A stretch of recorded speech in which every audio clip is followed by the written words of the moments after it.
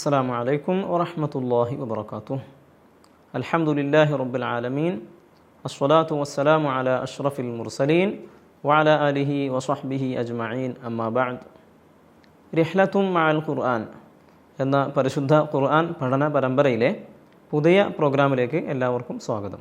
നമ്മൾ ചർച്ച ചെയ്യുന്നത് സൂറത്തുൻ നസ്ർ അതിലെ അവസാന ഭാഗം. അഊദു ബില്ലാഹി മിനശ് ശൈത്വാനിർ റജീം. ബിസ്മില്ലാഹിർ റഹ്മാനിർ റഹീം.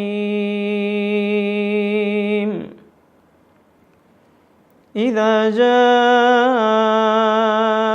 നസ്റുല്ലാഹി വൽ ഫത്ഹ് ورأيت الناس يدخلون في دين الله أفواجا فسبح بحمد ربك واستغفره إنه كان توابا. صدق الله العلي العظيم. സൂറത്തുൻ നസ്ർ നമ്മൾ മുമ്പ് സൂചിപ്പിച്ചു. പരിശുദ്ധ തിരു ഹബീബ് സ്വല്ലല്ലാഹു അലൈഹി വസല്ലമ തങ്ങളുടെ ദേഹവിയോഗം, അവിടുത്തെ വഫാത്ത് പ്രസ്തുത സൂറത്തിലൂടെ അല്ലാഹു സുബ്ഹാനഹു വതആല അറിയിക്കുന്നു എന്ന്. തിരു ഹബീബ് സ്വല്ലല്ലാഹു അലൈഹി വസല്ലമ തങ്ങളുടെ ദഅവത്ത്, പ്രബോധനം ഭൂമി ലോകത്ത് വെച്ച് അള്ളാഹുവിൻ്റെ അനുഗ്രഹത്താൽ പൂർത്തീകരിച്ച് ഇനി അള്ളാഹുവിൻ്റെ അടുക്കലുള്ള തിരു ഹബീബ് സ്വല്ലല്ലാഹു അലൈഹി വസല്ലമ തങ്ങൾക്ക് വേണ്ടി ഒരുക്കി തയ്യാറാക്കി വെച്ചിട്ടുള്ള നിഅമത്തുകൾ അനുഭവിക്കാൻ സമയമായി എന്നതാണ് സൂറത്തുൻ നസ്റിൽ അല്ലാഹു സുബ്ഹാനഹു വതആല ഉണർത്തുന്നത് എന്ന് നമ്മൾ ചർച്ച ചെയ്തിരുന്നു. സൂറത്തുൻ നസ്റിലെ അവസാന ആയത്താണ് നാം ഇന്ന് ചർച്ച ചെയ്യുന്നത്. ഫസബ്ബിഹ് ബിഹംദി റബ്ബിക്. അങ്ങ് അള്ളാഹുവിൻ്റെ പരിശുദ്ധ ദീനിലേക്ക് ജനങ്ങൾ കൂട്ടം കൂട്ടമായി വരുന്നത് അങ്ങ് കണ്ടാൽ, അങ്ങനെ സംഭവിച്ചാൽ ഫസബ്ബിഹ് ബിഹംദി റബ്ബിക്, അള്ളാഹുവിൻ്റെ സ്തുതി കീർത്തനങ്ങളോടൊപ്പം അവിടുത്തെ പരിശുദ്ധതയെ വാഴ്ത്തി പറയുകയും വസ്തഗ്ഫിർ, അങ്ങ് അള്ളാഹുവിനോട് പൊറുക്കലിനെ ചോദിക്കുകയും വേണം എന്നാണ് പ്രസ്തുത ആയത്തിലൂടെ അല്ലാഹു സുബ്ഹാനഹു വതആല ഉണർത്തുന്നത്. ഇവിടെ നാം മനസ്സിലാക്കേണ്ട ഒരു പ്രത്യേക കാര്യമുണ്ട്. തിരു ഹബീബ് സ്വല്ലല്ലാഹു അലൈഹി വസല്ലമ തങ്ങൾ അടങ്ങുന്ന ആ പ്രവാചക പരമ്പര എല്ലാവരും പാപമുക്തരാണ്. അവരിൽ നിന്ന് ഒരിക്കലും പാപങ്ങൾ സംഭവിക്കുകയില്ല, സംഭവിച്ചിട്ടുമില്ല.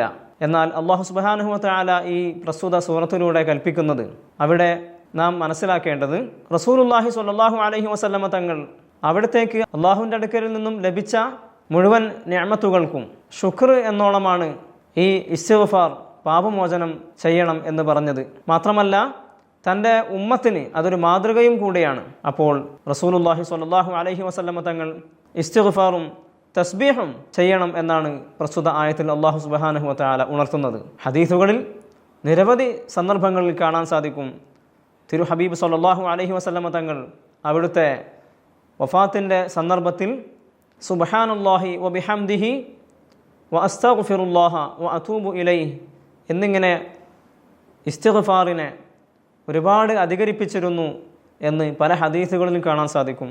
ഈ വാക്ക് തന്നെ ചൊല്ലിയതായി പല ഹദീസുകളിലും നമുക്ക് കാണാൻ സാധിക്കും.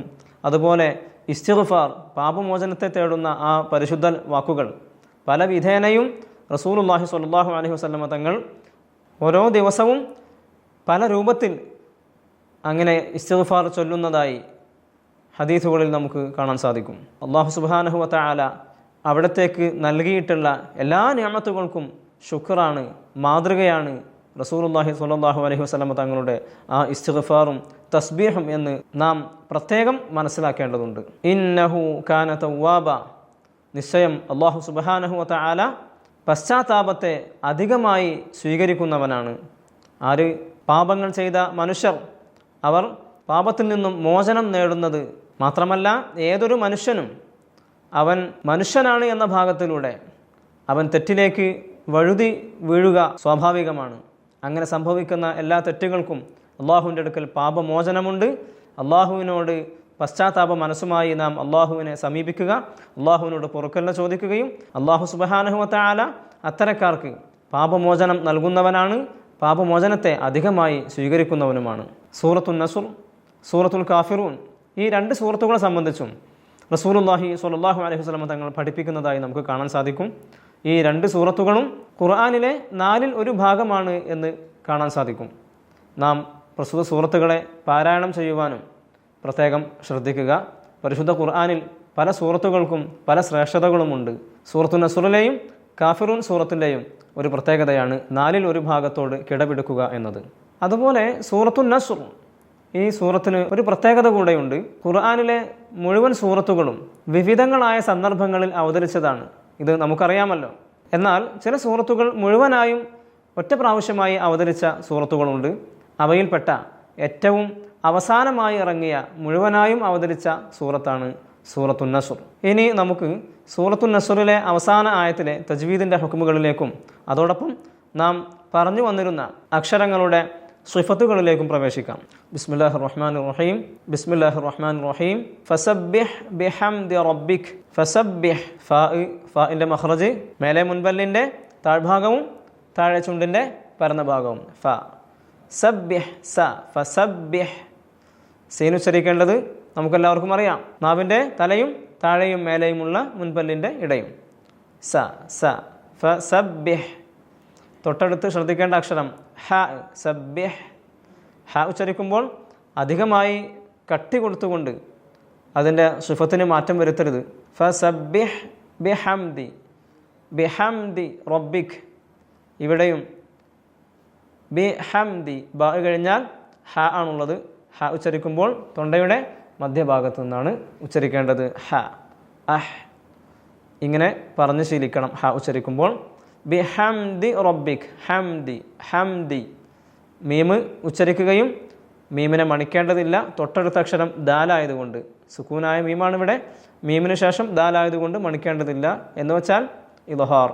നാം മുന്നേ പറഞ്ഞു, സുക്കൂനായ മീമിന് ശേഷം മീമോ ബാओ അല്ലാത്ത ഏതക്ഷരം വന്നാലും സുക്കൂനായ മീമിനെ നാം വെളിവാക്കിയാണ് ഉച്ചരിക്കേണ്ടത്. ബിഹംദി. ഹംദി എന്ന് പറയാൻ പാടില്ല. റബ്ബിക്. റാഇനെ ഫത്ഹായതുകൊണ്ട് തഫ്ഹീമാക്കി ഉച്ചരിക്കുക. റബ്ബിക്. വസ്തഗ്ഫിർ. ഇവിടെ നാം ശ്രദ്ധിക്കേണ്ടത്, പലരും ഓതുന്ന സാഹചര്യത്തിൽ നമ്മളിങ്ങനെ ഖുർആനിൽ ഇങ്ങനെ ഒരു വിധം നോക്കി ഖുർആൻ ഓതുമ്പോഴത്തേക്കും നാം എവിടുന്നോ കേട്ടുവച്ച ചില ഭാഗങ്ങൾ മനസ്സിൽ വന്ന് നാം അങ്ങനെ തന്നെ ഓതി പോകൽ പതിവാണ്. പല സന്ദർഭങ്ങളിലും അങ്ങനെ കേൾക്കാനിടയായിട്ടുണ്ട്. ഇവിടെ വസ്തഗ്ഫിർ എന്നുള്ളത്, ഇവിടെ പലരും ഫ എന്നുച്ചരിച്ചുകൊണ്ട് ഫസ്തഗ്ഫിർ എന്നൊക്കെ സ്വാഭാവികമായും സാധാരണ പലരിലും വന്നു പോകാവുന്നൊരു പിഴവാണ്. ശ്രദ്ധിക്കണം, ഇവിടെ വാവാണുള്ളത്. വസ്തഗ്ഫിർ. മാത്രമല്ല സീന് കഴിഞ്ഞാൽ ഉടനെ താ ആണ്. താ മാറിപ്പോകുന്നതൊക്കെ ശ്രദ്ധിക്കേണ്ടതുണ്ട്. താഇൻ്റെ മഖ്റജ് മേലെ മുൻപല് മുളക്കുന്ന സ്ഥലവും നാവിൻ്റെ തലഭാഗവും. വസ്തഗ്ഫിർ. വസ്തഗ്ഫിർ. തൊട്ടടുത്ത അക്ഷരം ഫ ആണ്. ഫാഇന് കസ്ർ. അതിനുശേഷം റാ ആണ്. റാഇന് സുക്കൂൻ. നാം പറഞ്ഞു വന്ന റാഇൻ്റെ മറ്റൊരു ഹുക്മാണ് തർക്കീക്ക് ചെയ്യുക. റാഇന് റാ എന്നുച്ചരിച്ചാൽ തഫ്ഹീമാക്കുക.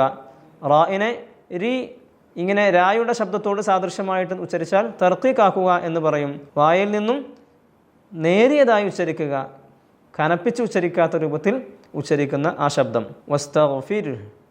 ഇവിടെ റാഇന് സുക്കൂനായതുകൊണ്ടും റാഇൻ്റെ തൊട്ട് മുന്നേ കസ്റായതുകൊണ്ടും നാം റാഇനെ തർക്കീക്കാക്കിയാണ് ഉച്ചരിക്കുന്നത്. വസ്തഗ്ഫിർ. വസ്തഗ്ഫിർ. മാത്രമല്ല ഇവിടെ പലരും വഖഫ് ചെയ്യാറുണ്ട്. ഇവിടെ വഖഫിൻ്റെ സാഹചര്യം വന്നാൽ വഖഫ് ചെയ്യുന്നതിന് പ്രശ്നമൊന്നുമില്ല. ഇതൊരു ആയത്താണ്.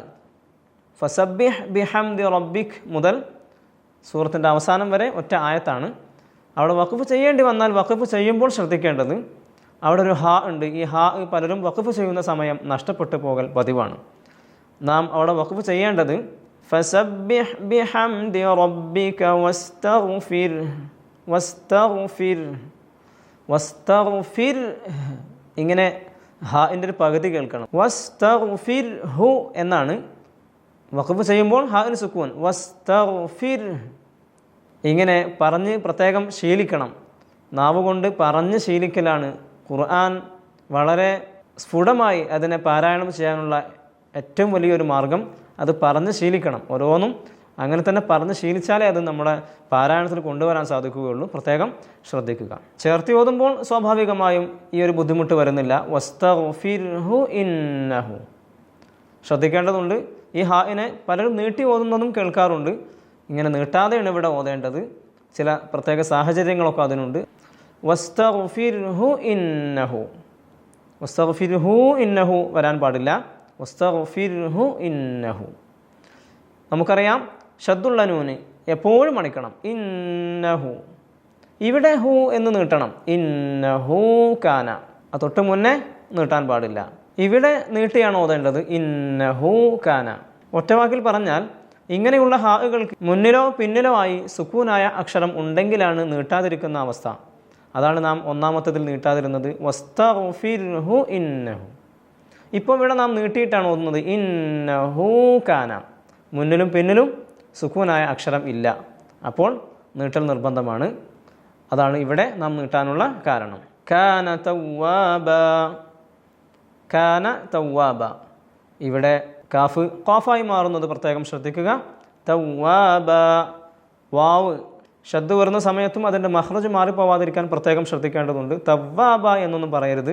മേലെ മുൻപലിൻ്റെ താഴ്ഭാഗം താഴെ ചുണ്ടിൽ വെച്ചുകൊണ്ടല്ല വാവ് ഉച്ചരിക്കേണ്ടത്. രണ്ടു ചുണ്ടും അരുഭാഗം ചേർത്ത് വെച്ച് മധ്യഭാഗം തുറന്നുകൊണ്ടാണ് തവ്വാബ തവ്വാബ ഇങ്ങനെയാണ് ഉച്ചരിക്കേണ്ടത്. ഫതഹു തൻവീൻ ആയാൽ നാം പറഞ്ഞു തൻവീൻ ഫതഹാണ് അവസാനം എങ്കിൽ വഖഫ് ചെയ്യുമ്പോൾ അലിഫാക്കിയാണ് വഖഫ് ചെയ്യുക. തവ്വാബ. ഒരലിഫിൻ്റെ ഖദർ നീട്ടി. ഇനി നമുക്ക് അക്ഷരങ്ങളുടെ സിഫത്തുകൾ നാം പറഞ്ഞുകൊണ്ടിരിക്കുന്നു. അതിൽപ്പെട്ട അല്പം സിഫത്തുകൾ നമുക്ക് ചർച്ച ചെയ്യാം. നമ്മൾ ഇതുവരെ പറഞ്ഞു വന്നത് അക്ഷരങ്ങളുടെ സിഫത്തുകളിൽ രണ്ട് വിഭാഗം സിഫത്തുകളാണുള്ളത്. പരസ്പരം വിപരീതങ്ങളായി വരുന്ന സിഫത്തുകളും വിപരീതങ്ങളല്ലാത്ത സിഫത്തുകളും. അതിൽ വിപരീതങ്ങളായ സിഫത്തിൽ നാം അല്പം പറഞ്ഞു വെച്ചു. ഇന്ന് നാം ചർച്ച ചെയ്യുന്നത് ഷിദ്ദത്ത് എന്ന സിഫത്തിൻ്റെ വിപരീതം. ഷിദ്ദത്ത് നാം മുന്നേ പറഞ്ഞിരുന്നു. ഉച്ചരിക്കുന്ന സമയം മഖ്റജിൽ അല്പം ശക്തിയോടുകൂടെ സ്ഥിതി ചെയ്യുന്നതിനാൽ ഉച്ചാരണ സമയം അതേ ശബ്ദത്തിൽ ശബ്ദം നീങ്ങാതിരിക്കുക. ഇതാണ് ഷിദ്ദത്ത്. ഇന്ന് നാം പറയുന്നത് അതിൻ്റെ നേരെ വിപരീതം. റിഹ്വ, അതായത് ഉച്ചരിക്കുന്ന സമയം മഖ്റജിൽ ബലഹീനമായി സ്ഥിതി ചെയ്യുന്നതിനാൽ ഉച്ചാരണ സമയം ശബ്ദം നീങ്ങുന്നത് എളുപ്പമാവുക. ഒരല്പം ശബ്ദം തന്നെ നീങ്ങി അങ്ങോട്ട് പോവുക. ശബ്ദത്തോടുകൂടെ നീങ്ങുക. അതിനുള്ള അക്ഷരങ്ങൾ ചില പ്രത്യേക വാക്കുകളായി നമുക്ക് പറയാം. ആ വാക്കുകൾ ഉപയോഗിച്ചാൽ നമുക്ക് മനസ്സിലാക്കാം അതിലുള്ള ഓരോ അക്ഷരങ്ങളും റിഹ്വ എന്ന സിഫത്തിലേക്ക് ബാധകമായതാണ്. ഖുദ്, ഗിസ, ഹദ്ദിൻ, ഫദ്ദ, ഷൗസിൻ, സയ്യസാഹ്. ഈ അക്ഷരങ്ങളാണ്, ഈ പറഞ്ഞ വാക്കിലുള്ള അക്ഷരങ്ങളാണ് റിഹ്വ എന്ന സിഫത്തിലേക്ക് ബാധകമായത്. നമുക്ക് ഓരോ അക്ഷരങ്ങളും സുക്കൂനാക്കി ഒന്ന് പറഞ്ഞു നോക്കാം. ഖാ. ഖാഇനെ സംബന്ധിച്ചിടത്തോളം നമുക്കറിയാം മഖ്റജ് നാം പഠിച്ചതാണ്. തൊണ്ടയുടെ ഏറ്റവും മുകൾ ഭാഗം. അവിടുന്ന് ആ അക്ഷരം ഉച്ചരിക്കലോടുകൂടെ ഉച്ചരിക്കുന്ന സമയം അല്പം ബലഹീനമായിട്ടാണ് പുറപ്പെടേണ്ടത് എന്നും അതോടൊപ്പം അല്പം ശബ്ദവും നീങ്ങേണ്ടതുണ്ട്. പറഞ്ഞു നോക്കാം. അഹ് അഹ്. അല്പം ശബ്ദം നീങ്ങുക. അതുപോലെ തന്നെ ദാല്, അത് അത്, ഗൈൻ, അഹ് അഹ്. ഇങ്ങനെ ഓരോ അക്ഷരങ്ങളും നമുക്ക് പറഞ്ഞു നോക്കിയാൽ മനസ്സിലാവും ഈ അക്ഷരങ്ങൾ റിഹ്വ എന്ന സിഫത്ത് ബാധകമാകുന്നുണ്ടോ ഇല്ലേ എന്ന്. ഈ ഷിദ്ദത്ത്, റിഹ്വ, ഈ രണ്ട് സിഫത്തുകൾക്ക് പരസ്പരം വിപരീതങ്ങളാണല്ലോ. ഷിദ്ദത്ത് വിപരീതം, റിഹ്വ.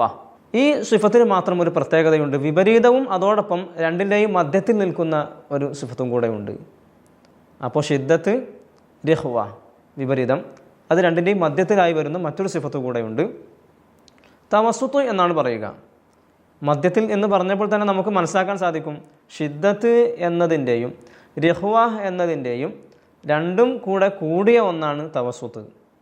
വാക്കിൻ്റെ അർത്ഥം പോലെ തന്നെ മധ്യമാവൽ. അല്പം ബലഹീനതയുമുണ്ട്, അല്പം ശക്തിയുമുണ്ട്. അപ്പോൾ രണ്ടും കൂടെ കൂടിയത്. നാം പറയുമ്പോൾ ബലഹീനതയുടെയും ശക്തിയുടെയും ഇടയിൽ പുറപ്പെടുന്ന അവസ്ഥയായതുകൊണ്ട് ഉച്ചരിക്കുന്ന സമയം അല്പം ശബ്ദം നീങ്ങലും അല്പം ശബ്ദം നീങ്ങാതിരിക്കലും രണ്ടും അങ്ങോട്ടും ഇങ്ങോട്ടും അല്പാൽപമായി നിൽക്കുന്നു എന്നതാണ് തവസ്സുത്ത് എന്ന സിഫത്ത് കൊണ്ട് അർത്ഥമാക്കുന്നത്. തവസ്സുത്ത് എന്ന സിഫത്തിന് ഏതെല്ലാം അക്ഷരങ്ങളാണ് ബാധകമായത് എന്ന് നമുക്ക് നോക്കാം. നമുക്ക് ചില പ്രത്യേക വാക്കുകളിലൂടെ അത് മനസ്സിലാക്കാം. ലിൻ ഉമർ, ഇതാണ് തവസ്സുത്ത് എന്ന സിഫത്തിന് ബാധകമാകുന്ന അക്ഷരങ്ങൾ. ലാമ്, നൂന്, ഐൻ, മീമ്, റോ. നമുക്ക് സുക്കൂനാക്കി പറഞ്ഞു നോക്കാം. അൽ അൽ. അല്പം ശക്തിയും അല്പം ശക്തി ഇല്ലായ്മയും കൂടെ ആയതുകൊണ്ട് അല്പം ശബ്ദം നടക്കുന്നു, അല്പം നടക്കാതിരിക്കുന്നു. അൽ. അധികമായി ശബ്ദം നീളുന്നില്ല എന്നർത്ഥം, എന്നാൽ അല്പം നീളുന്നുണ്ട്. അല്പം നീളാതിരിക്കുന്ന അവസ്ഥയും ഈ ഹർഫിന് തന്നെ ഉണ്ട്. അതുകൊണ്ടാണ് തവസുത്തിൽപ്പെടുന്നത്. അതുപോലെ തന്നെ നൂന്, ഷദ്ദുള്ള നൂനല്ല ഇവിടെ ഉച്ചരിക്കുന്നത്. അൻ അൻ ഷദ്ദ് വരുമ്പോൾ അതിന് പ്രത്യേകിച്ചും മണിക്കുക എന്ന ഒരു പ്രത്യേകത ആ ഷദ്ദുള്ള നൂനിനും മീമിനും ഒക്കെ വരാനുണ്ട്. അതിന് പുറമെ സ്വാഭാവികമായ ഒരു നൂന്, ഒരു മീമ്, ഇതിനെ സംബന്ധിച്ചാണ് ഇവിടെ പറയുന്നത്. അൻ ആയിന് ആ ആ ഒരല്പം ശബ്ദം നീങ്ങുന്നു, വല്ലാതെ നീങ്ങാൻ കഴിയുകയുമില്ല. അതാണ് തവസുത്ത്. ഇങ്ങനെ ഓരോ അക്ഷരങ്ങൾ നമുക്ക് പറഞ്ഞു നോക്കാം. അടുത്ത സിഫത്ത് ഇസ്തിഅല, അതായത് ഉച്ചരിക്കുന്ന സമയം നാവിൻ്റെ അങ്ങേ അറ്റ ഭാഗം അഖ്സ എന്ന് പറയും. ആ ഭാഗം അതിനോട് നേരിടുന്ന അണ്ണാക്കുമായി ഉയർന്നിരിക്കുക. ആ രൂപത്തിൽ പുറപ്പെടുന്ന അക്ഷരങ്ങൾ, അതിൻ്റെ അക്ഷരങ്ങൾ നമുക്ക് നോക്കാം. ഖുസ്വ ഖിദ്, ഈ വാക്കിലുള്ള അക്ഷരങ്ങൾ ഖാ, സ്വാദ്, ളാദ്, ഖൈൻ, ത്വാ, ഖാഫ്, ളാ. ഇങ്ങനെ 7 അക്ഷരങ്ങളാണ്. ഇനി ചില സന്ദർഭങ്ങളിൽ ഇതിലേക്ക് വരുന്ന അക്ഷരങ്ങളുണ്ട്, അത് നമുക്ക് പിന്നീട് സംസാരിക്കാം. ഇവയെല്ലാം ഉച്ചരിക്കുന്ന സമയം നാവിൻ്റെ അപസ്വയായ ഭാഗം അണ്ണാക്കുമായി ഉയർന്നിരിക്കും. നമുക്ക് പറഞ്ഞു നോക്കാം. ഹ ഹ, നാവിൻ്റെ അങ്ങേ ഭാഗം ഉയർന്നിരിക്കുന്നുണ്ട്. സ്വാദ് ഉച്ചരിച്ച് നോക്കാം. സ്വ സ്വ. മഖ്റജ് നമുക്കറിയാം, മുൻപല്ലിൻ്റെ ഭാഗത്ത് നിന്നാണെങ്കിലും നാവിൻ്റെ അപസ്വയായ ഭാഗം ഉയർന്നിരിക്കണം. സ്വ. അടുത്ത അക്ഷരം ളാദ്, ള. നാവിൻ്റെ അപസ്വയായ ഭാഗം ഉയർന്നിരിക്കുന്നു. ഇസ്തില എന്ന ഈ സിഫത്തിൻ്റെ വിപരീതമായ സിഫത്ത് ഇസ്തിഫാൽ. ഇസ്തിഫാൽ എന്നാൽ വായയുടെ താഴ്ഭാഗത്തേക്ക് നാവ് താഴ്ന്നിരിക്കൽ. ഉച്ചരിക്കുന്ന സമയം നാവ് അങ്ങനെ പൊന്തി ഇരിക്കൂല, താഴ്ന്നിട്ടാണ് ഉണ്ടാവുക. അതിൻ്റെ അക്ഷരങ്ങൾ ഏതൊക്കെയെന്ന് നമുക്ക് നോക്കാം. സബത ഇസ്സു മൻ യുജവ്വിദു ഹർഫഹു ഇദ് സല്ല ശക്ക. ഇത്രയും അക്ഷരങ്ങളാണ് ഇങ്ങനെ ഉച്ചരിക്കേണ്ടത്. ഇസ്തിലായിൽ നാം പറഞ്ഞതിന് നേരെ വിപരീതം. ഇസ്തിലായിൻ്റെ എല്ലാ അക്ഷരങ്ങളും ഉച്ചരിക്കുമ്പോൾ ശബ്ദത്തിന് തന്നെ ഒരു പ്രത്യേക മുഴങ്ങുന്ന ഒരു ശബ്ദം കേൾക്കാൻ സാധിക്കും. ഹോ, സ്വ, ദോ, ഹോ, തോ, ഇങ്ങനെ കേൾക്കും. ഈ അക്ഷരങ്ങളെല്ലാം നാവ് താഴ്ന്നത് കൊണ്ട് തന്നെ ശബ്ദഗതിയും താഴ്ന്നുകൊണ്ടാണ് ഉണ്ടാവുക. നമുക്ക് പറഞ്ഞു നോക്കാം. സ, ബ, ത, ഹ, സ. ഇങ്ങനെ ശബ്ദഗതി താഴ്ന്നിട്ടാണ് ഉണ്ടാവുക. എങ്ങനെ ആവില്ല? സ, ബ, ത, ഇങ്ങനെ കേൾക്കാൻ പറ്റൂല എന്നർത്ഥം. അപ്പോൾ അതിൻ്റെ സിഫത്ത് നഷ്ടപ്പെട്ടു. അപ്പോൾ ശ്രദ്ധിക്കേണ്ടത് സബത ഇസ്സു മൻ യുജവ്വിദു ഹർഫഹു ഇദ് സല്ല ശക്ക. ഈ അക്ഷരങ്ങളാണ് ഇസ്തിഫാലിൻ്റെ അക്ഷരങ്ങൾ. റിഹ്ലത്തും മഅൽ ഖുർആൻ എന്ന പരിശുദ്ധ ഖുർആൻ പഠന പരമ്പരയിലെ ഇന്നത്തെ പ്രോഗ്രാം ഇവിടെ അവസാനിക്കുകയാണ്. പരിശുദ്ധ ഖുർആനിനെ തജ്വീദ് അനുസരിച്ച് പാരായണം ചെയ്യുവാനും അത് ജീവിതത്തിൽ പകർത്തുവാനും അല്ലാഹു സുബ്ഹാനഹു വ തആല തൗഫീഖ് നൽകി അനുഗ്രഹിക്കട്ടെ. സുപ്രഭാതം വെളിച്ചം യൂട്യൂബ് ചാനലിലൂടെ ഞങ്ങൾ അവതരിപ്പിക്കുന്ന റിഹ്ലത്തും മഅൽ ഖുർആൻ എന്ന പരിശുദ്ധ ഖുർആൻ പഠന പരമ്പരയിൽ നിങ്ങളെല്ലാവരും പങ്കാളികളാവുകയും നിങ്ങൾക്ക് അതിൽ ലഭിക്കുന്ന ചോദ്യങ്ങൾക്ക് നിങ്ങൾ കറക്റ്റ് ആൻസർ നൽകുകയും ചെയ്യുകയാണെങ്കിൽ നിങ്ങളെ കാത്തിരിക്കുന്നത് പരിശുദ്ധ ഉംറയാണ്. അല്ലാഹു സുബ്ഹാനഹു വ തആല തൗഫീഖ് നൽകി അനുഗ്രഹിക്കട്ടെ. അസ്സലാമു അലൈക്കും വറഹ്മത്തുള്ളാഹി വബറകാതുഹു.